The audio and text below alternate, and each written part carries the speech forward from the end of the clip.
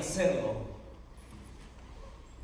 en la palabra, con el mensaje que el Señor tiene para nosotros.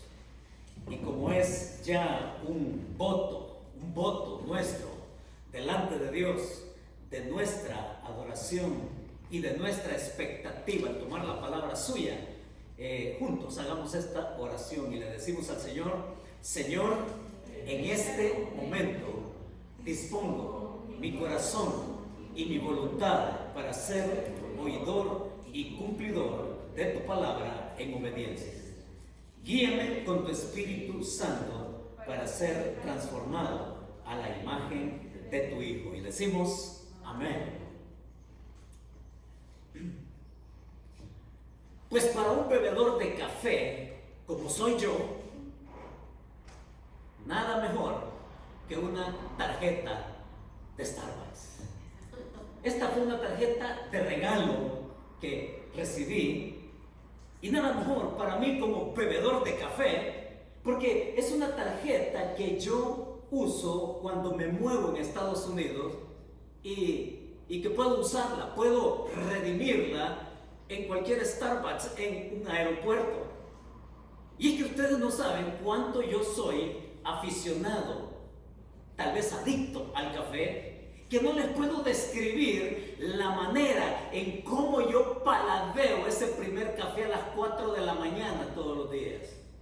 Es que solo sentir su aroma y después preparármelo, y es que ustedes no se imaginan ese primer sorbo de café. Y sí, esta tarjeta me permite a mí disfrutarlo como lo es esta tarjeta que se redime, y otras más que ustedes han regalado y que han recibido, y que se vuelve tan práctico y tan funcional porque ustedes ya no se quiebran la cabeza. ¿Qué le regalo? ¿Cuál es la ocasión? No, usted regala una tarjeta y entonces esta persona, a su gusto y a su necesidad, se puede ir al almacén y comprar lo que quiere. Y problema resuelto. Esta persona puede incluso ir al restaurante favorito y disfrutar esa comida. Redime su tarjeta. Y mis hermanos, cuando nosotros pensamos en esto de las tarjetas de regalo, fíjense que tuve a la mano una noticia acá en Estados Unidos, que el promedio que una familia gasta en tarjeta es de $300. Y lo interesante es que el artículo mencionaba que durante los años 2005 al 2011 sucede que dejaron de usarse $41 mil millones en tarjetas de regalo que no fueron redimidas. Por muchas razones.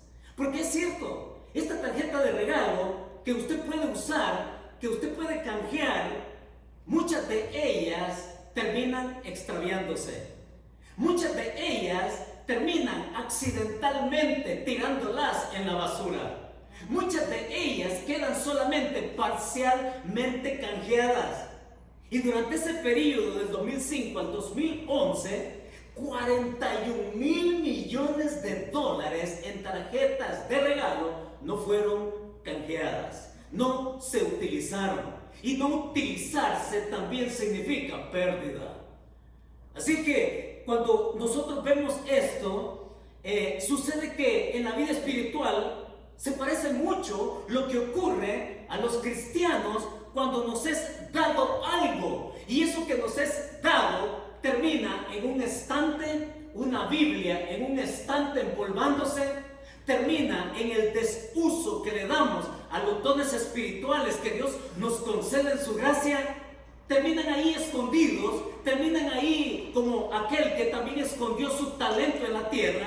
Y muchos cristianos no aprovechan la tremenda cantidad de gracia que Dios les quiere mostrar, que Dios ya nos ha dado, y ahí están empolvándose esos talentos, empolvándose esas habilidades, empolvándose esas Biblias. Y mis hermanos, el día de hoy, el Señor en sus últimas palabras a sus discípulos, Él les quiere dejar dejar bien claro que ha llegado el tiempo de darle la importancia a lo que Él nos ha dado.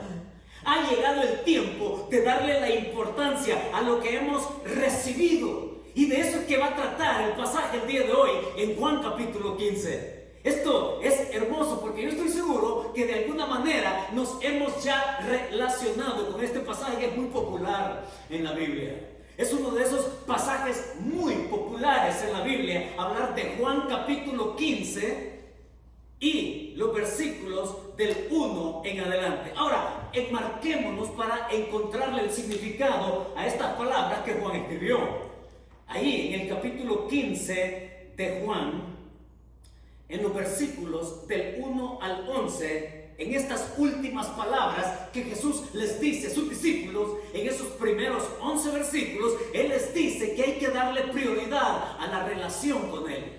Luego en los versículos del 12 al 17 les va a decir que la prioridad también es amarse los unos a los otros.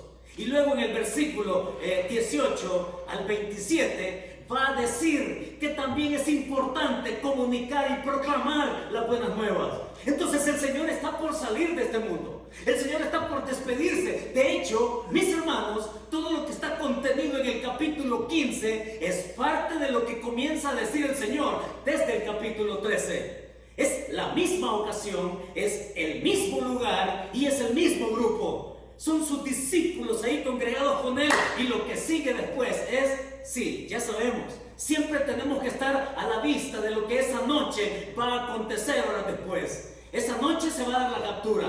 Esa noche se va a llevar a Jesús apresado. Y al día siguiente lo que toca es cruz, sacrificio. Entonces, por eso es que se hacen realmente trascendentales estas palabras, estas últimas palabras del Señor, cuando aquí en el capítulo 15 Él les va a decir: señores, es tiempo de prestarle atención a lo que es prioritario. Y vaya si nosotros no estamos en un tiempo realmente así, ¿no? De estrés y de tiempo en donde muchas personas, si no todas, se están preguntando acerca de qué sigue. ¿Qué va a pasar?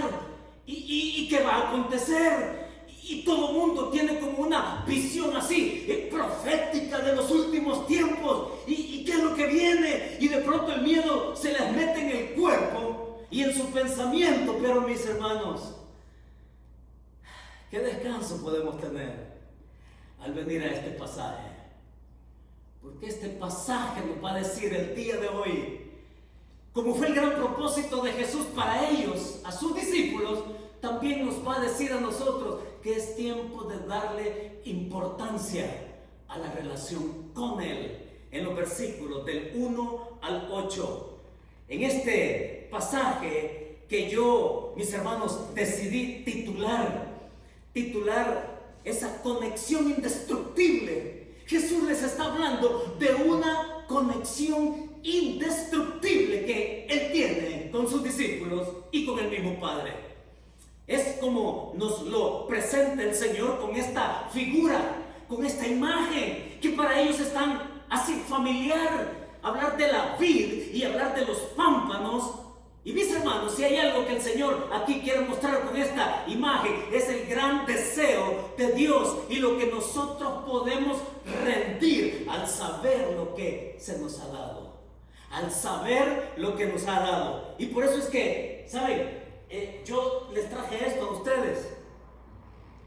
Porque en el pasaje, lo que yo entiendo en Juan capítulo 15 es que, óigalo y mírese así.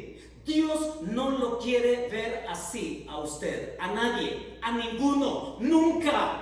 Es que cuando hablamos de la relación indestructible que se tiene con el Señor, lo menos o lo que no quiere ver el Señor en nuestra vida, en la vida de sus hijos, es que usted sea así.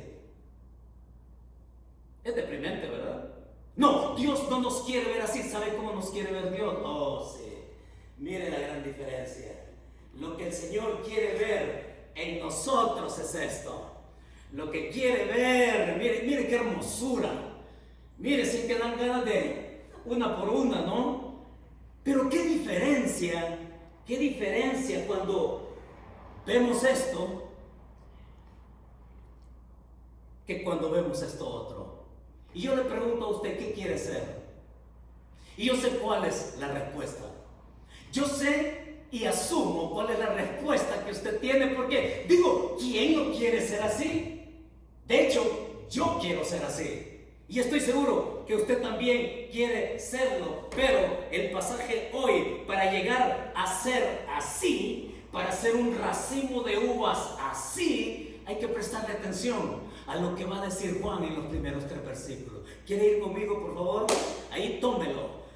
Juan capítulo 15, versos del 1 al 3. Y como solo son 3 versículos y que todavía los tengo despiertos, quiero pedirles que lo lean conmigo y que saboreen esto que está dicho acá. Y dice así el Señor: yo soy la vid verdadera y mi Padre es el labrador. Todo pámpano que en mí no lleva fruto, lo quitará. Y todo aquel que lleva fruto, lo limpiará para que lleve más fruto.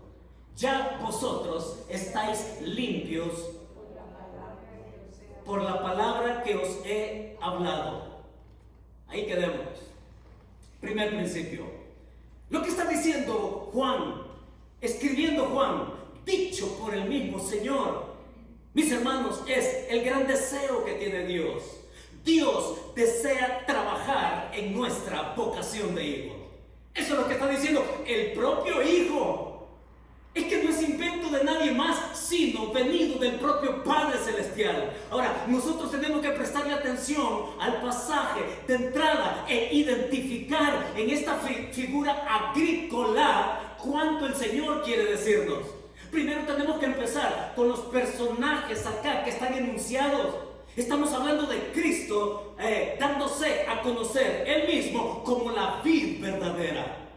Una vid verdadera, la cual no supone, oiga esto, lo cual no supone que ésta haya crecido como una planta silvestre espontáneamente en cualquier lugar. No, el que Jesús sea la vid verdadera es porque Él está en contra de todo lo que aparenta ser, de todo lo que pretende ser, porque Él es la semilla seleccionada, Él es la vid verdadera.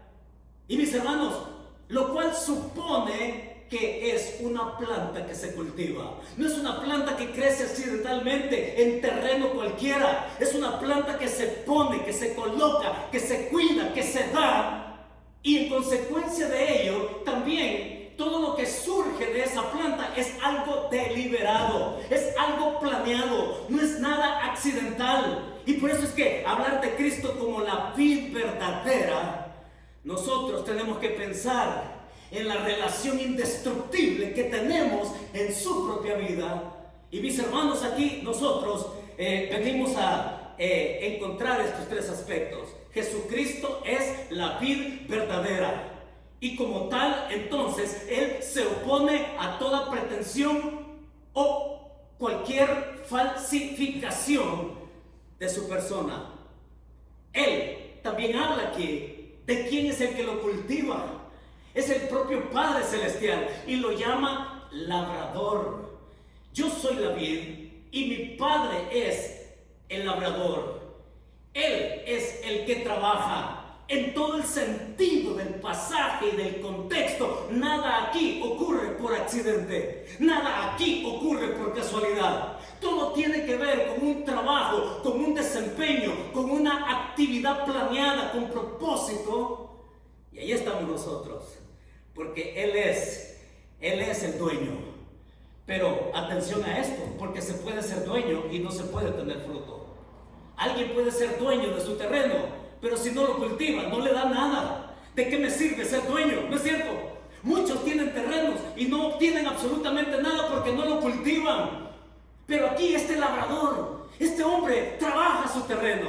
Y el terreno identificado aquí somos nosotros. Por eso es que habla de pámpanos, por eso es que habla de sarmientos, por eso es que habla de ramas que en consecuencia de tener con Él una relación, es el Padre el que deliberadamente a través de su Hijo trabaja en nuestra vida para que ocurra esto, para que resulte esto, y no otra cosa, y no esto. ¿Quién quiere esto? Por favor.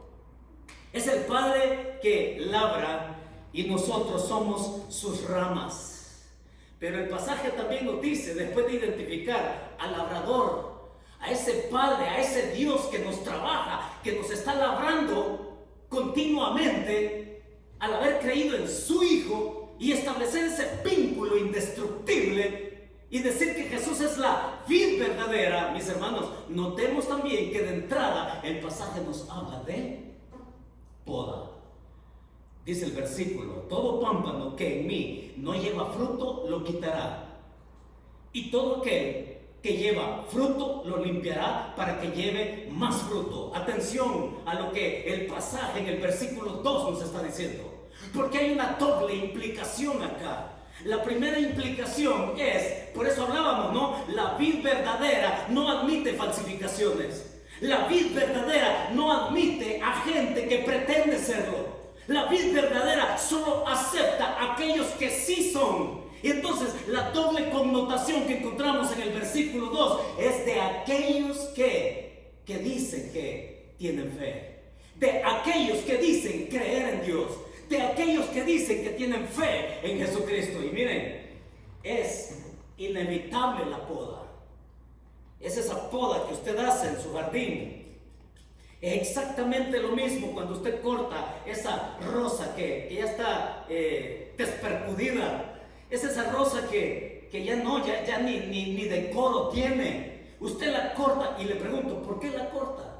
¿Por qué poda usted su jardín, su rosa que ya está toda marchita y toda seca? ¿Por qué la poda? La poda porque una vez podada, usted sabe que ahí puede brotar un nuevo botón y puede venir una nueva rosa, ¿sí? Y usted puede gustar de esa rosa. Ahora, mis hermanos, el pasaje tiene que ver con aquellos que pretenden estar cerca de Cristo, que escuchan la verdad, que les gusta oír la verdad, que les encanta estar con gente que confiesa la verdad, pero que nunca toman una decisión por sí mismos en Jesucristo. Es gente simpatizante, es gente aficionada, es gente que, como dijimos allá en nuestra serie de Hebreos, sí, gusta estar con gente buena, es decir, con gente decente, con gente que no causa problemas. Es bueno estar con gente que cree en Dios, es bueno todo eso, pero nunca llegan a la decisión personal de encontrarse con la verdad. El pasaje nos permite ver, y atención, porque todavía en esta reunión, todavía en este lugar, como parte de ese grupo, todavía se encuentra Judas. Y por eso es que tenemos que delimitar a aquellos que se dicen ser, aquellos que pretenden ser, como lo vamos a ver más adelante en el versículo 6. Recordemos que Judas está acá, Judas está allí, y cuando nosotros leemos en el pasaje de esos que están cerca de Jesús, pero que nunca son de Él, hermanos, hay miles así. Recordemos que Jesús se hacía acompañar de multitudes, pero el que estuviera rodeado de multitudes no significaba necesariamente que verdaderamente ellos creían en Jesús. No significaba que ellos lo recibían como el Mesías para confiar en sus pecados, el perdón de sus pecados. Nunca ha sido tal cosa el pensar en multitudes o en números de aquellos que podían falsamente pensar que son seguidores de Cristo. Por eso es que el Señor habla de poda. Dice que todo pámpano que en mí no lleva fruto lo quitará. Todo aquel que piense que es, pero que en realidad no, lo va a cortar. Pero también dice ahí el versículo, y todo aquel que lleva fruto, lo va a limpiar. Se refiere, sí, a los que son de fe. Limpiar aquí tiene que ver en el trabajo que hace el labrador. El Padre quiere trabajar en nosotros de tal manera que al hacernos los cortes y las podas y demás, no para que seamos, óigalo, no para que seamos plantas decorativas. No, en ningún momento se le pasa en la mente y en el corazón de Dios que tenga que podarnos para que aparentemos ser bonitos. Nunca.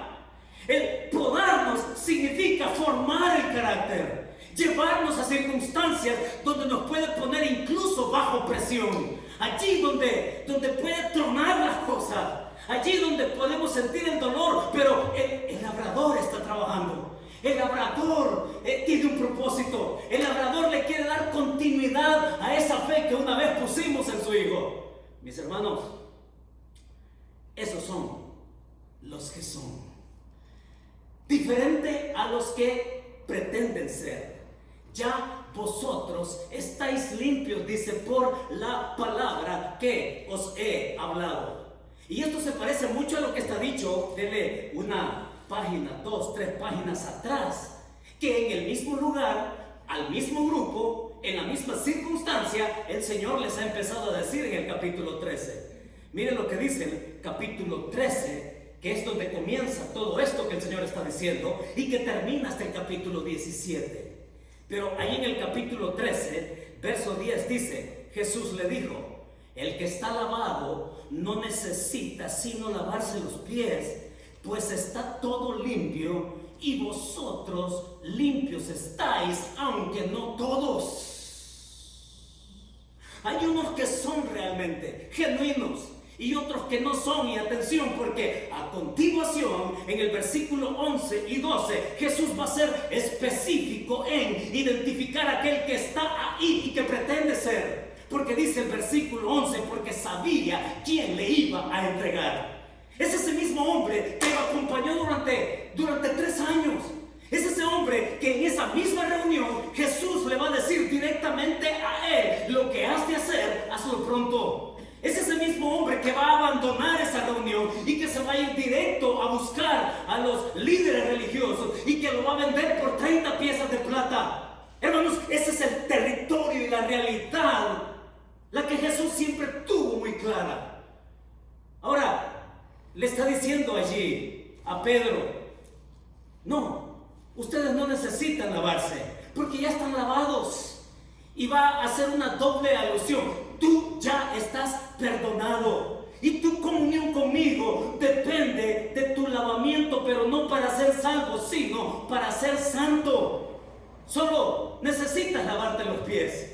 Y en el contexto, lo que el texto nos propone es confesión, caminar en fe y saber que la confianza de haber sido perdonados, cualquier otro pecado el Señor lo perdona en tanto nosotros vengamos en confesión a Él. Digan amén a eso, porque eso es parte del trabajo que el labrador hace con nosotros. Vosotros estáis limpios, con esa nueva posición, con esa relación indestructible que ya tienes tú como hijo conmigo.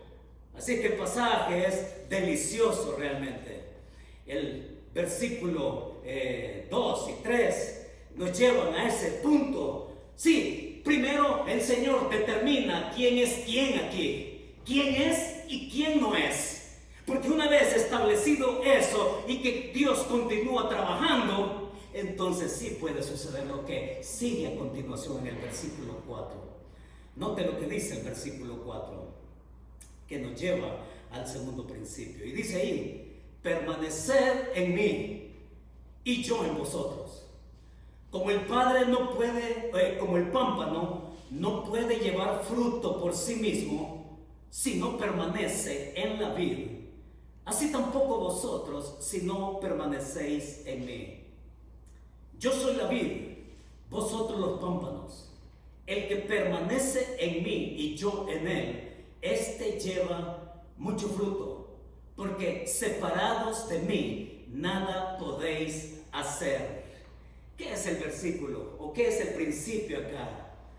El Señor ha establecido quiénes son de los que no son, de los que pretenden ser y de los que genuinamente han confiado en Él. Ahora el Señor pasa a decir que lo que continúa en la poda y en el trabajo que Dios quiere seguir haciendo con nosotros es el que nosotros asumamos la responsabilidad. Y ese es el principio acá en los versos del 4 al 6. Asume tu responsabilidad buscando la novedad del hallazgo. Miren, esto es tremendo, hermanos. Porque una de las cosas que nosotros tenemos que ser aprendices diarios, aprendices mensuales, semanales y aprendices a lo largo de los años de nuestra vida espiritual es que no dejemos de ser aprendices. reto que tengamos de ser cristianos. Declarémonos, como lo dijimos semanas antes, declarémonos discípulos, aprendices, porque en el versículo del 4 al 6, lo que el Señor está diciendo es la responsabilidad que cada uno tiene. Y esa responsabilidad es en permanecer en Él. Y esa permanencia tiene que ver con confiar y tener fe en lo que hemos creído del Hijo Jesucristo. Es en esa confianza y en esa permanencia que podemos nosotros decir: Señor, te muestro también mi dependencia. Te muestro. Y una manera así concreta de cómo el Señor lo pone acá es que no hay fruto estando aislado. Dicho así en simples palabras, no hay fruto de aquel que pretende estar aislado del Señor. Jamás. No va a haber fruto. Es cierto, hay un vínculo, hay una relación que es indestructible, que Dios espera que sea fructífera, pero no puede ser fructífera en tanto la persona se mantenga aislada del Señor. Creo que notamos la diferencia y la intensidad y la fuerza de lo que esto significa, ¿no es cierto?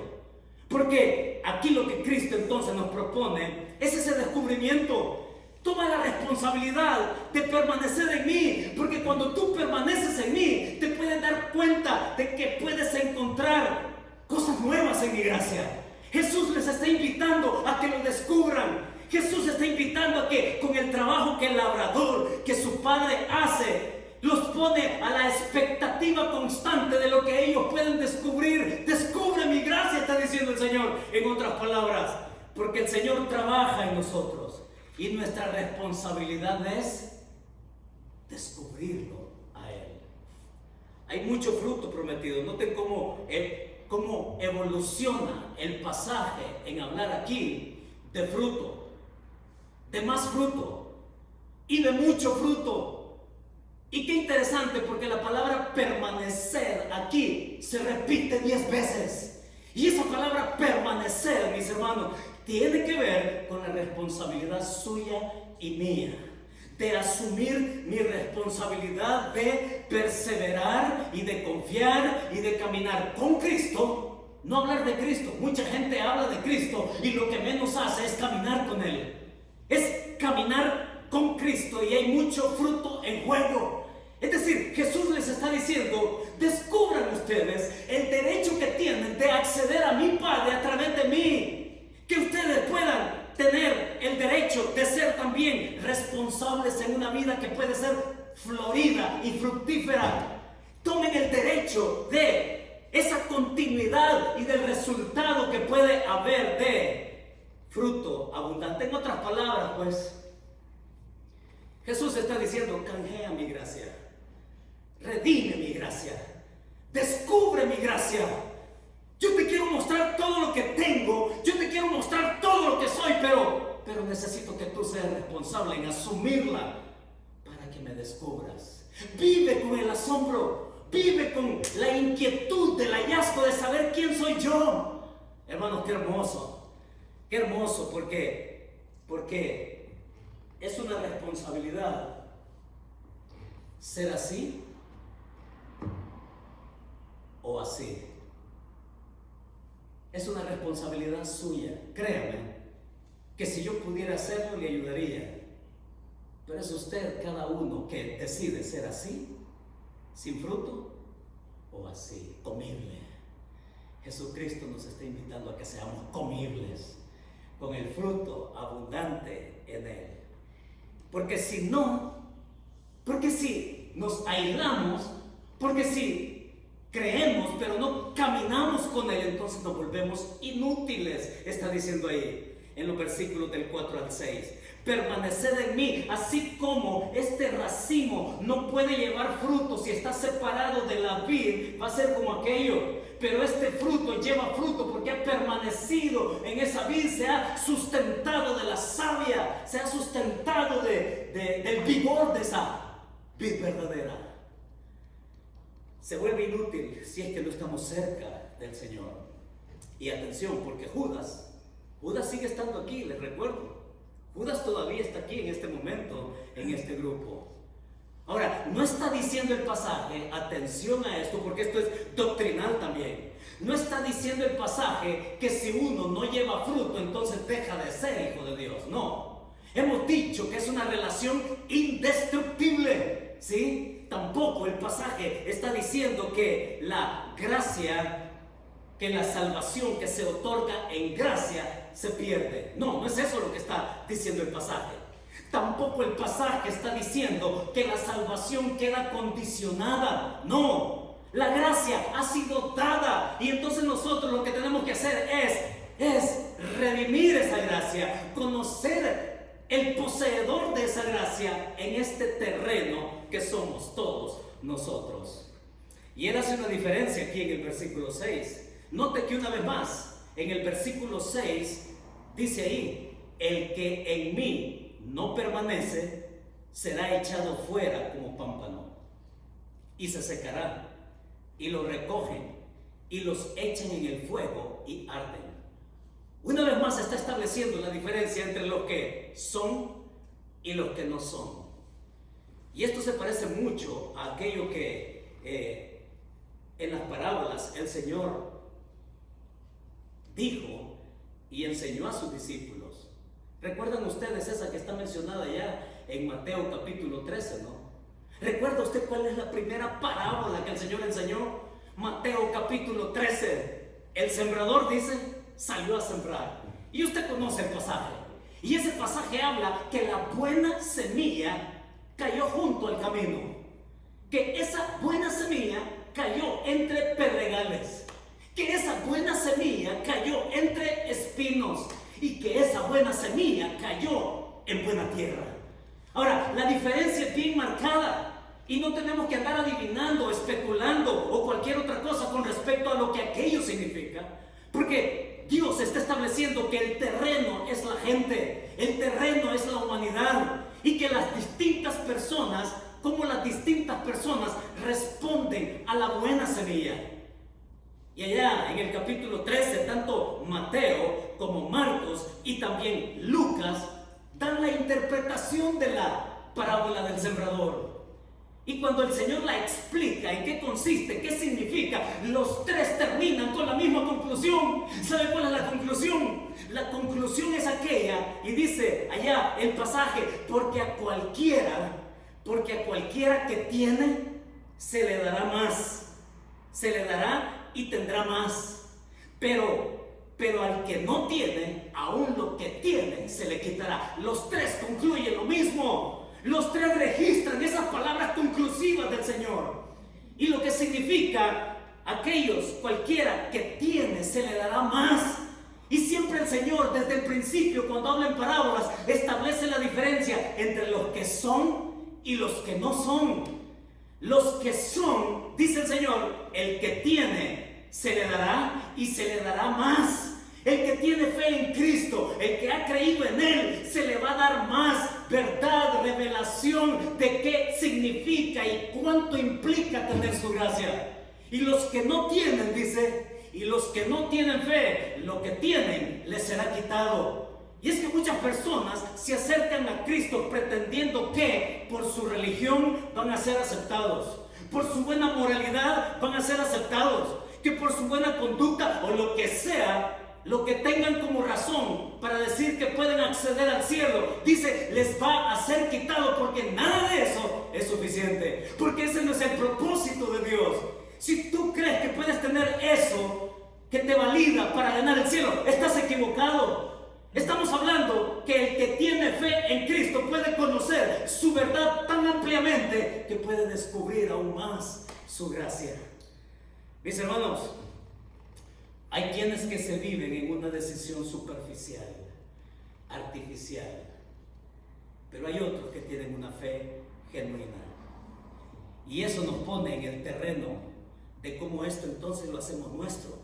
Cómo anda nuestra capacidad de descubrir esa gracia de Dios. Es el Señor mismo que nos pone a identificar qué es lo artificial en nosotros. Es el Señor que nos invita a quitar qué es lo que es superfluo. Entonces yo me pregunto, ¿qué es aquello que dificulta conocer esa gracia? ¿Qué es lo que nos dificulta? ¿Qué es lo que nos está entorpeciendo crecer? ¿Qué es lo que nos está entorpeciendo ser fecundos, fructíferos? ¿Qué es lo que se convierte en la barrera de no llevar a cabo el gran propósito del labrador, de ver fruto en nosotros? Es el Señor que quiere ver fruto, y a lo mejor ve uno que otro, pero ¿por qué no lo ve en la manera como Él quiere? ¿Qué es aquello? ¿Qué es aquello que nos está quitando eso de nuestra vida? ¿Qué es lo que, usando las tijeras, qué es lo que necesitamos podar de nuestras prioridades? Quizás tengamos que podar, antes que el Señor lo haga, diversión. Quizás tengamos que podar entretenimiento. Quizás tengamos que podar relaciones con otras personas. Quizás tengamos que podar, qué sé yo, cualquier otra cosa que nos esté robando la prioridad de descubrirlo a Él, de tener su gracia, así para conocerlo completamente. Y cuando asumimos nuestra responsabilidad, mis hermanos, preparémonos, porque el hallazgo va a ser fenomenal. El hallazgo de descubrir quién es Dios. Y es por eso es que cuando Él determina quién es quién, y después de que Él determina la responsabilidad que cada uno tiene como hijo en esa relación indestructible, entonces Él termina con estas palabras del verso 7 y 8. Dice ahí: si permanecéis en mí y mis palabras permanecen en vosotros, pedid todo lo que queréis y os será hecho. En esto es glorificado mi Padre, en que llevéis mucho fruto y seáis así mis discípulos. ¿Cuál es el tercer principio que Jesucristo nos ofrece? Recordemos que es Cristo hablando, y el principio que Él dice para nosotros es este: complace a Dios en la expectativa que tiene de nosotros. Complace a Dios, a mi Padre, al labrador, al que está trabajando. Sí, complácelo a Él de la expectativa que tiene de ti. Y mis hermanos, qué manera de explicarlo. Es que el Señor Jesucristo, oiga, le da una bofetada a todos aquellos que piensan contrario a lo que le está diciendo acá. Este principio nos obliga, mis hermanos, a saber qué pedir. A saber qué pedir. Y lo quiero decir con claridad, porque muchos toman este versículo como su favorito. Sí, diferentes tendencias teológicas de decir que, como el pasaje dice que pedid todo lo que queréis y os será hecho. Mis hermanos, qué desgracia. Oiga, qué desgracia de tanto cristiano, qué desgracia de tanto hijo de Dios que le quiere obligar al pasaje a que signifique lo que yo quiero que signifique y no lo que Cristo está diciendo acá. Notemos que el pedir aquí está condicionado por lo que dice en el verso 7: y mis palabras. Permaneced en mí y en mis palabras, dice. No es lo que yo quiero, no es lo que encaprichadamente yo quiero. Es lo que el Señor está diciendo acá. Y ojo, porque el contexto fuertemente nos dice que lo que hemos de pedir es aquello que le trae satisfacción a Él, es aquello que le trae gloria a Él, es aquello que es resultado y producto de su trabajo en este terreno de nuestra vida. Es lo que Él quiere tomar de su gloria, mis hermanos, para que nosotros podamos darle, sí, para que podamos conocer dónde es que está el corazón de Dios, dónde es que está el propósito de Dios y dónde es que está la voluntad de Dios. Ahora yo tengo que decirlo, porque tengo que decirlo, porque no tengo opción, porque tengo que decirlo. El pasaje en ningún momento está diciendo que yo tengo que declarar y yo tengo que confesar y yo tengo que decretar. Y sabe, hay tanto cristiano perdido en ese sentido. Porque Cristo lo que está diciendo es: pidan lo que está de acuerdo al corazón y al propósito del labrador. Pidan todo lo que quieran Y mis hermanos, el contexto fuertemente nos dice que lo que hemos de pedir es el fruto espiritual, pero muchos se han equivocado. Muchos se han equivocado imponiéndole al versículo que lo que quieren que significa sea todo lo material con que yo quiero satisfacerme, todo aquello con que yo quiero abundar, todo aquello con que yo me quiero ver rodeado, todo aquello que demuestre materialmente que yo soy hijo de Dios. No es así la cosa. Oíme, si me estás escuchando, estás equivocado, porque no es así el asunto. Mis hermanos, lo que el pasaje y el mismo Cristo está diciendo, que lo que debemos de pedir en abundancia, de pedir en su nombre, como está dicho en el verso 8, de lo que sí Dios está dispuesto a dar, y que no nos quepa ninguna duda que Él lo va a ofrecer y lo va a otorgar, es el fruto espiritual, cambio de carácter, transformación de nuestra vida. Y eso es mucho mejor, pero mucho mejor que cualquier bendición material. Todo lo que pidieres a ese labrador del fruto abundante que Él quiere dar, te lo va a dar, está diciendo el Señor. Todo ese fruto espiritual, está diciendo el Señor que la permanencia en Él nos lleva a la dependencia de Él. Qué hermoso pasaje. Sí, pero muchas veces hacemos lo que dice Santiago. Muchas veces hacemos lo que dice Santiago, ahí en el capítulo 4, verso 3.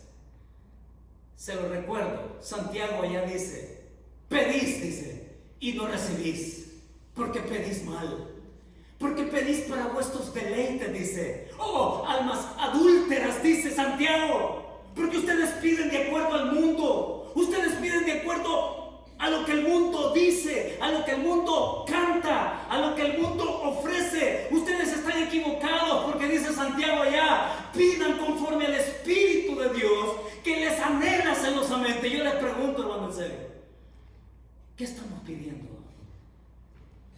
¿Estamos pidiendo más cosas?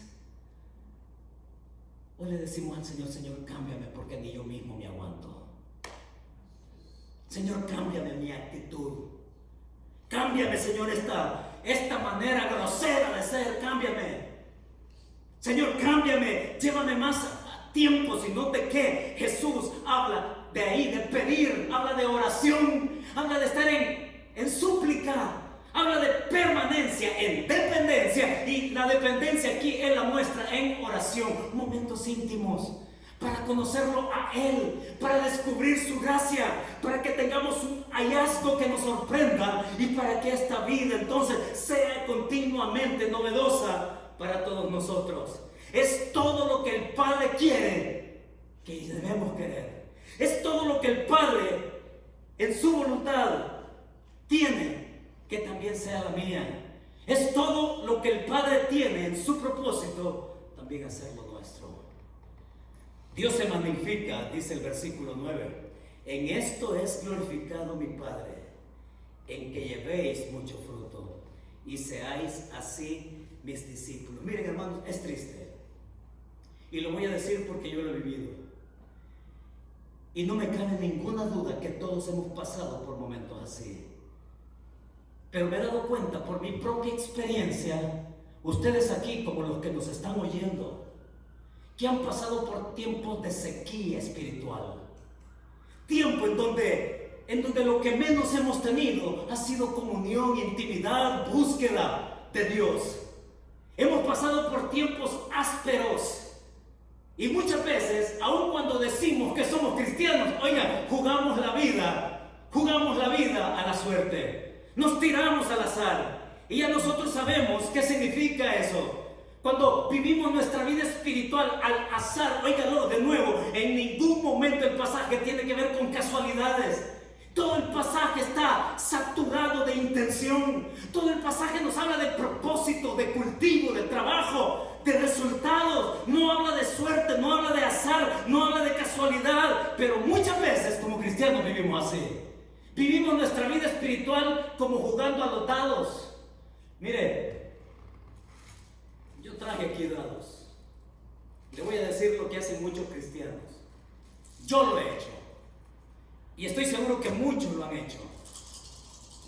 Pero la vida cristiana, muchos la llevan así, como jugando a los dados. ¿Ya? Y entonces hacen todo tipo de rituales. Ese ritual de que, para ver si sale algo, ¿no? Ese tipo de ritual que, ¿sí? Y ese ritual que se lo pasa de boca en boca cada uno para llamar la suerte. Y así viven muchos cristianos. ¿Y sabe qué resulta? Lo que resulta es esto, mire. ¿Sabe lo que pasa con la vida de cristiano jugando a los dados? Es esto, mire. Es esto. No pasa nada. Hermanos, es estar condicionado a esperar un espejismo. Lo que sucede con Dios es que Dios no juega a los dados nunca. Él tiene propósito, Él es el labrador, Él es el Señor, Él quiere engrandecerse con nosotros con fruto abundante y en ningún momento Dios nos invita a que juguemos a los dados, a ver qué me sale, a ver si de casualidad pasa algo en mi vida, a ver si de pronto algo bueno tengo que decir, cuando Dios ha mostrado su gracia en nuestra vida para seguirlo descubriendo. Hermanos, descubramos al Señor. Pero muchas veces, en vez de acercarnos, huimos y en ese juego de dados que tenemos, caminamos en círculos y en ese juego de dados de nuestra vida, entonces perseguimos nuestra propia sombra y en ese juego de dados de nuestra vida andamos deambulando perdidos. ¿Y sabe qué significa eso? Significa llevar una vida así. Cuando el gran anhelo de Dios es gozarse, dice, en esto es glorificado mi Padre. Lo que Él quiere es esto en nosotros.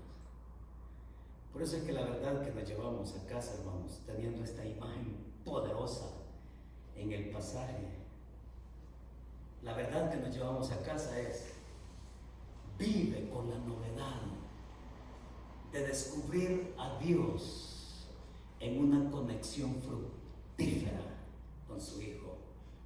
Vive en la novedad de descubrir a Dios en conexión fructífera con su Hijo. Tanto ustedes como yo lo necesitamos. Y que Dios bendiga esa palabra y en nuestro cambio decidido que hemos de hacer, de pasos concretos que hemos de tomar para que esto sea una realidad. Oramos. Señor, muchas gracias por darnos esta oportunidad de estar en familia, gozar en familia. En familia, Señor, porque por el testimonio de tu Espíritu Santo podemos declarar que somos hijos tuyos, por la fe que hemos puesto en tu Hijo Jesucristo, por esa relación, Señor, que tenemos contigo a través suyo, que es indestructible, nuestra vida que es tu terreno. Y Señor, gracias porque tú quieres seguir podándonos, formándonos. Y en esta hora yo te pido que tú toques allá, muy profundo en nuestro corazón. ¿En qué cosa estamos tirando los dados, Señor? Y a lo que salga, poda eso, Señor. Poda cualquier cosa que nos robe nuestra prioridad contigo. Poda esos obstáculos que entorpecen, Señor, nuestra privacidad contigo, nuestra permanencia y nuestra dependencia en ti continuamente.